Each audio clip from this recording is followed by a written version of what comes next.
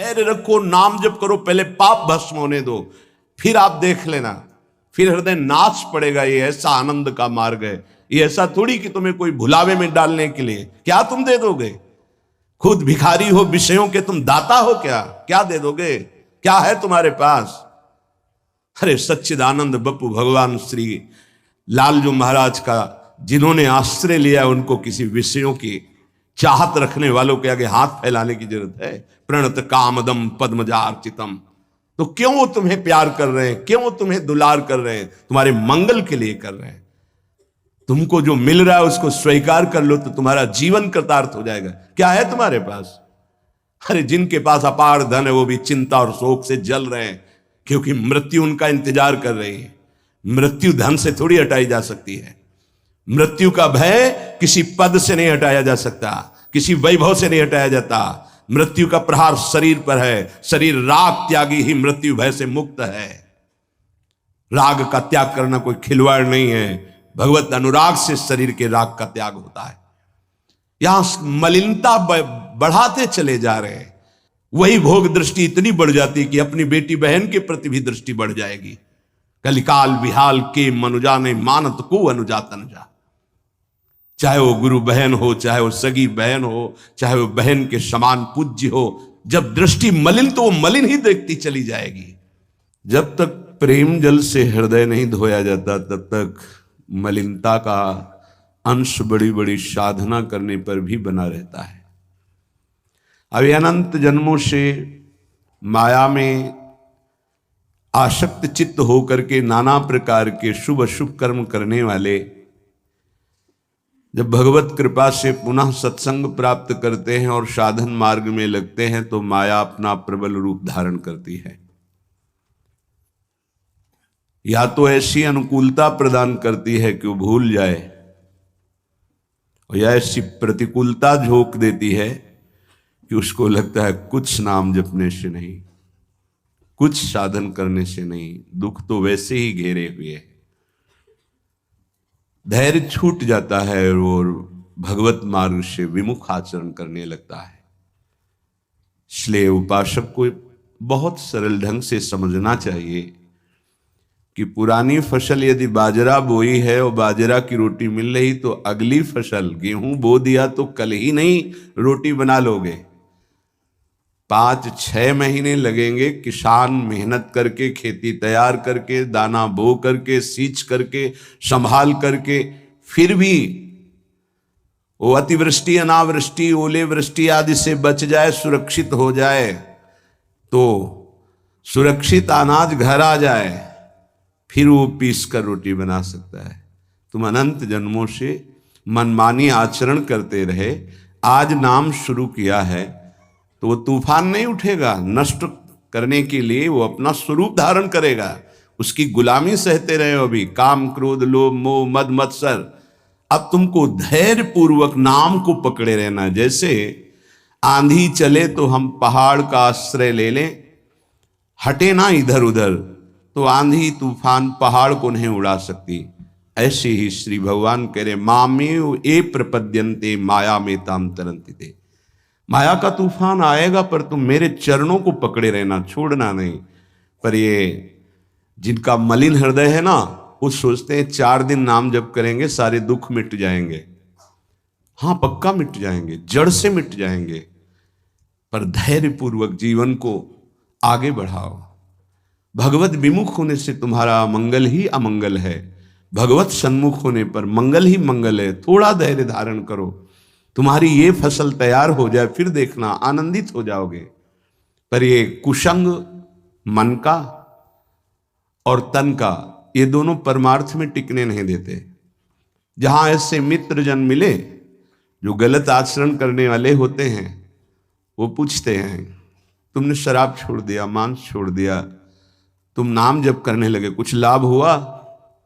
अरे कुछ नहीं होने वाला, तुम देख लो करके। उसके दिमाग में माया तो आक्रमण किए ही है। तत्काल नकारात्मक भाव आ जाता है कि नहीं नहीं, भगवत मार्ग में कुछ नहीं मिला, ठीक कह रहे हो, तो आओ हमारे संग फिर हो जाओ। फिर वो माया के मलिन आचरणों में उतर जाता है। वो संत द्रोह भगवत द्रोह उसके हृदय में अपना स्थान बना लेता है। फिर जन्म जन्मांतर युग युगांतर कब अवसर आएगा भगवत मार्ग में चलने का। इसलिए जिनको सत्संग मिला है, जिनको नाम जपने का सौभाग्य मिला है, उनको बहुत धैर्यवान होना पड़ेगा। इसको ऐसे पकड़ना होगा कि जैसे हम बहुत बीमार हैं और इस औषधि के सिवा अब हमारा कोई रास्ता नहीं बचने का, अब हमको ये औषधि खानी ही है। जा सुनाम भव भेषज हरनि घोर त्रयशूल, तीनों तापों का नाश करने की सामर्थ्य और संसार समुद्र से पार करने की सुदृढ़ नौका, भवरोग की अचूक औषधि नाम है। हमारा भाव बने न बने, भाव बिगड़ जाए, कोई बात नहीं, तुम नाम मत छोड़ना, हमारी प्रार्थना मानना, नहीं तो ये तूफान माया का आपको उड़ा ले जाएगा, परमार्थ में नहीं खड़ा होने देगा। बहुत धैर्यपूर्वक दीर्घ काल तक चला जाता है। धैर्य कहते हैं लाभ मिले ना मिले, हानि मिले, अपमान मिले, सम्मान मिले, हम किसी भी स्थिति में अब नाम नहीं छोड़ सकते, वो जीत जाएगा माया से। विपक्ष बहुत जोरदार है, आप क्या समझते हो? आप भगवान के अंश हो, ये भूल चुके हो, लेकिन वो नहीं भूली, वो भगवान की शक्ति है। भगवान कह रहे हैं मम माया दुरत्य, मम माया, मम मेरी है। जैसे ममैवांशो आपको बोला तो विपक्ष को भी बोला मम माया। अब आपको सावधान करने के लिए भगवान ही संत गुरुदेव शास्त्र इस रूप में संबोधन करते हैं। तो अगर आप इनकी बात मान जाओगे तो माया भगवती कृपा करेंगी और अपना प्रभाव समेट लेंगी, और यदि आप इनकी अवहेलना उल्लंघन करोगे तो फिर उनके प्रभाव से बड़े बड़े ज्ञानी परास्त हो गए हैं। जो माया बहुबार नचावा, जास चरित को लख नहीं पावा, ऐसी विचित्र है, बहुत बहुत विचित्र। जो ज्ञानिन कर चिता परई, बरियाई विमोह बस करई, ऐसी प्रचंड माया है। इसलिए जिनके कानों में आवाज पहुंच रही हो, हमारी प्रार्थना है, बहुत जन्मों से भटक रहे हैं, ये दुख सुख के प्रलोभन और भय में आकर के नाम न छोड़ दीजिए। ऐसा भी हो सकता है कि नाम जपना शुरू करें, आपकी नौकरी लग जाए, आपका काम बन जाए, आपकी अनुकूलता बढ़ जाए। ये नाम का फल नहीं है, ध्यान रखना, ये नाम का फल नहीं है। हम स्पष्ट आपको कह रहे हैं कि जब से आपने नाम जपना शुरू किया आपका सब मंगल होने लगा, ये नहीं है। ये आपके पुण्यों का है, पूर्व पुण्यों का है। ये नाम आपको सामर्थ्य देखा, दुख और सुख दोनों सहकर परमानंद की प्राप्ति, ये विषयानंद नाम के फल से नहीं। आप नाम जपना शुरू किए, सब कुछ बिगड़ना शुरू हो गया, ये नाम का फल नहीं है, ये आपके पाप नष्ट हो रहे हैं। विवेक पूर्वक चलिए। अगर विवेक नहीं धारण करेंगे तो फिर सब मार्ग छूट जाएगा। विवेक इसी से उत्पन्न होता है, सत्संग से।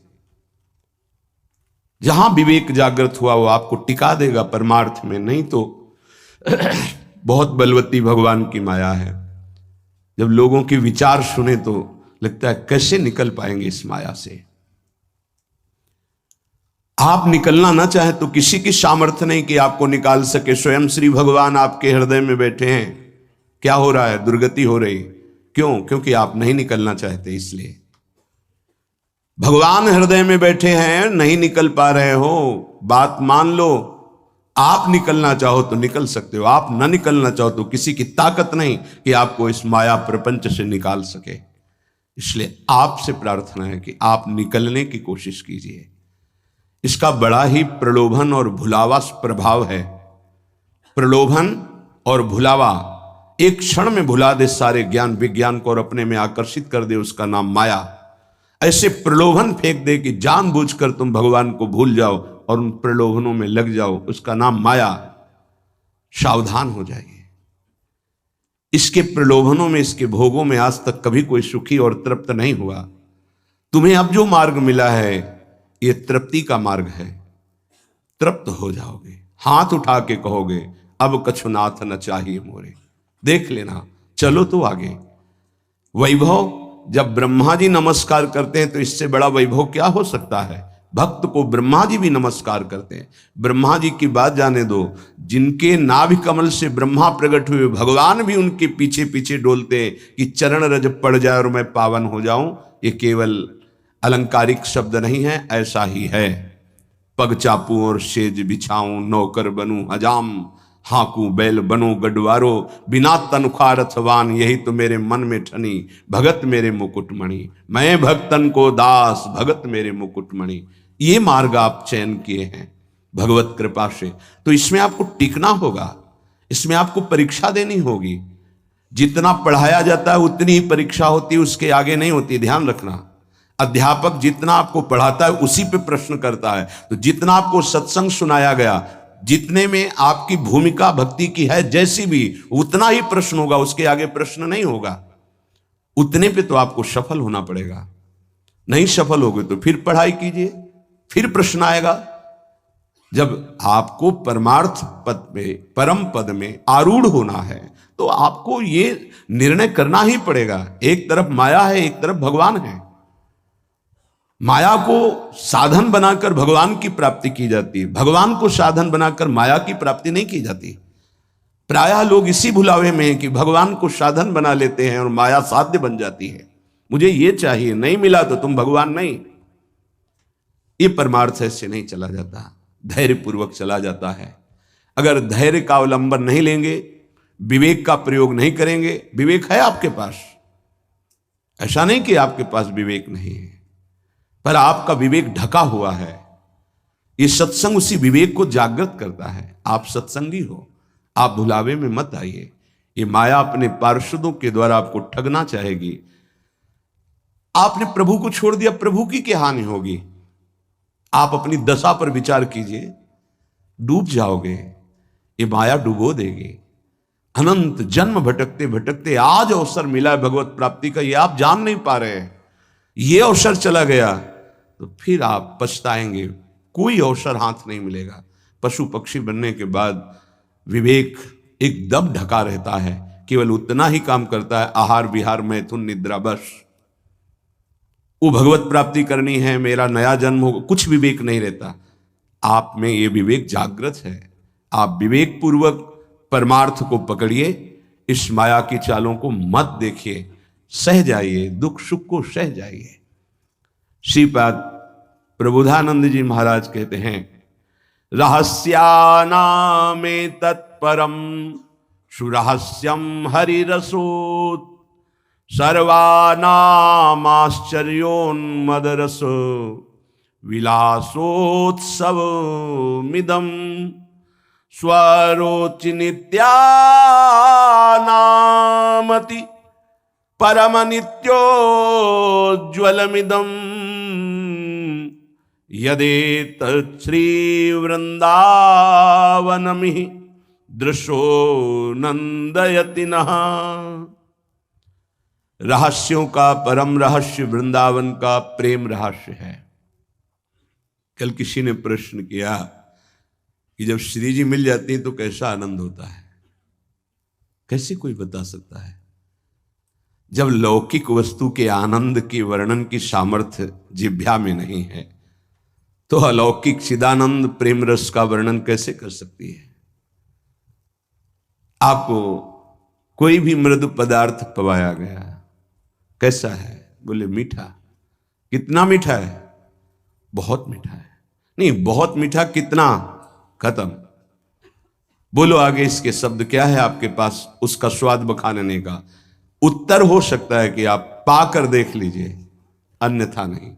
जब प्राकृतिक मायाकृत वस्तु के आनंद का आप वर्णन करने में असमर्थ हैं, तो चिदानंद को कैसे वर्णन कर सकते हैं जहां वाणी का ही प्रवेश नहीं है?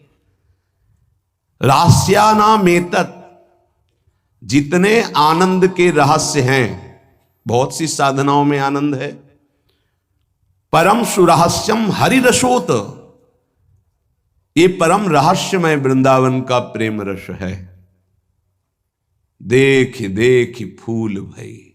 आह, जब अत्यंत आसक्ति ममता प्रिया प्रीतम से हो जाती है, उनका नाम जप करते हुए, लीला गायन करते हुए, रसिकों की कृपा प्रसाद से जब ऐसी ममता हो जाती, मेरी श्यामा जो, मेरे लाल जो, तब जाकर के हृदय में ये फूल भई। वो मुस्कुरा रहे, वन विहार कर रहे हैं, वो झूल रहे, नौका विहार कर रहे, खेल रहे, उपासक का हृदय परमानंद की बाढ़ में आ रहा है। बड़ा ये रहस्यमय आनंद है। देखो, अपने बच्चे को जब खेलते हुए मां देखती है तो उसके हृदय में जो होता है वो कोई दूसरी माता अनुमान भी नहीं लगा सकती है। नवीन बधू और उसका बेटा दोनों एक कांत कमरे में बैठे हास प्रयास कर रहे हैं, और वो कहीं से देख पाई मां, तो उसके हृदय में क्या होगा? एक अद्भुत आनंद।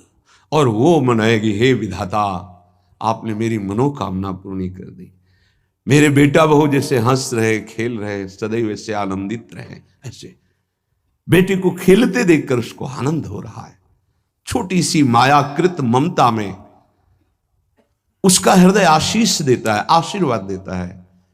और महाचिदानंद भाव को प्राप्त रसिक जन जब आनंद समुद्र प्रभु और आनंद समुद्र का सार सांद्रानंद घन प्रेम मूर्ति किशोरी जब इनको देखते, जो भगवान शंकर के ध्यान में आ जाए तो उन्माद अवस्था को प्राप्त हो जाते हैं। वो प्रभु और वो प्रिया जो सामने खेल रहे हैं, उस उपासक के आनंद का कैसे कोई वर्णन करे। उसके हृदय में असीम रहस्यमय प्रेम प्रकाशित होता है। रहस्यानाम मेतत, जितने रहस्यमय आनंद है उन सब आनंदों का परम सुरहस्यम, परम रहस्यमय जो प्रेमानंद है वो वृंदावन प्रदान करता है। हरि रसोत, अभी किसी संग के प्रभाव से थोड़ा आनंद स्फुरित होता है। जैसे सत्संग सुन रहे, कोई भावात्मक बात आई, आपको आनंद, ये स्रोत नहीं है, ये संग का प्रभाव है कुछ क्षण के लिए। जैसे कोई कहते हैं जब मैं वृंदावन आता हूं तो हमारा मन भक्ति में रम जाता है, पर जब यहां से जाता हूं तो कुछ ही समय बाद वो बात नहीं रहती है। क्यों? क्योंकि यहां का प्रभाव है, यहां भक्ति नृत्य कर रही है, और यहां साधु मंडली में आप बैठ करके भगवत चर्चा सुनते हैं, आपके तत्काल पाप नष्ट हो रहे हैं। दरस परस अघनाश, आप दर्शन कर रहे हैं। आप सामूहिक रूप से बैठे हैं, इस सभा में आप ही नहीं बैठे हैं, इस सभा में प्रभु भी बैठे हैं। मदभक्ता यत्र गायन्ति तत्र तिष्ठामि नारदा, जहां मेरे भक्त मेरा गायन, यहां अखंड भगवान नाम कीर्तन वाणी का गायन, भगवत चर्चा होती है, तो आपके हृदय में भक्ति का रंग तो बढ़ेगा ही, पर स्थायी तभी हो सकता है जब आप उस रंग को सुरक्षित रखें, माया के रंग का प्रवेश ना पड़ पावे तब। इसीलिए कहा जाता है आप निरंतर नाम जप करें तो नाम पाहरू दिवस निशि, रात दिन नाम का पहरा लग जाएगा तो माया प्रवेश ही नहीं करेगी। बात यह है, आपके अंदर जो धरोहर जागृत हुई, आपके अंदर थी, उसे जागृत की गई है सत्संग के द्वारा। अब आप मलिन ना होने पावे, पर्दा ना पड़ने पावे उस पर, उसके लिए पहरेदार रखना होगा कि अंदर माया प्रवेश ना करे। वो पहरेदार है नाम। नाम पाहरू दिवस निशि, रात दिन पहरा नाम का है। और ध्यान तुम्हार कपाट, प्रभु का ध्यान कर रहे हैं तो मानो दरवाजा बंद है, माया प्रवेश नहीं कर सकती। राधा वल्लभ लाल को हृदय ध्यान मुख नाम, तो माया प्रवेश ही नहीं कर सकती। अब आप चिंतन के लिए दरवाजा खुला रखे हैं, इंद्रियों के द्वार, खूब माया का चिंतन स्वतंत्र रूप से कर रहे हैं, नाम को भूले हुए तो दुर्दशा तो हो ही जाएगी। परम आनंद की तरफ बढ़ने के लिए दरवाजा बंद करो इंद्रियों के, और नाम का पहरा बैठा दो। देखते हैं माया कैसे प्रवेश करती है। सर्वानामाश्चर्योन्मद रस, सर्वाश्चर्य में उन्माद आनंद का प्रकट करने वाला वृंदावन धाम है।